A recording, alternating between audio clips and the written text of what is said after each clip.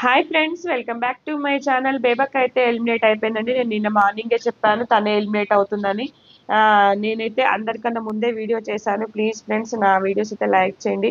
నాకు చాలా సపోర్ట్గా ఉంటుంది. నా వీడియోస్ అయితే పుష్ అవుతాయి. సో ఇదైతే బిగ్ బాస్ హౌస్ అండి. ఆల్మోస్ట్ ఎలిమినేట్ అయినట్టుగా అయితే తెలుస్తుంది ఇన్ఫర్మేషన్. ఇంకా ఇప్పుడైతే బయటకు పంపించరండి. ఎందుకు అంటే ఈ రోజే తెలిసిపోతుందని చెప్పేసి. సో నైట్ వరకు హోటల్లో ఉంచి నైట్కి అయితే రిలీజ్ చేయడం జరుగుతుంది. సో బేబక్క ఎలిమినేట్ అవ్వడానికి అయితే పాపం ఆ కిచెనే అండి. ఆ కిచెన్ లో నిఖిల్ వల్లనే, నిఖిల్ ఏమో ఎవరి వంట వాళ్ళు చేసుకుంటే రేషన్ మిగిలదని ఆమెకు చెప్పగానే ఆమె ఏం చెప్తుంది, ఎవరిని చేసుకొని ఇవ్వదు. దానివల్ల ఏంటంటే ఎగ్ బుర్జీ ఆమ్లెట్ వేసుకొని పోవడం వల్ల ఆమెనైతే నామినేట్ చేయడం జరిగింది.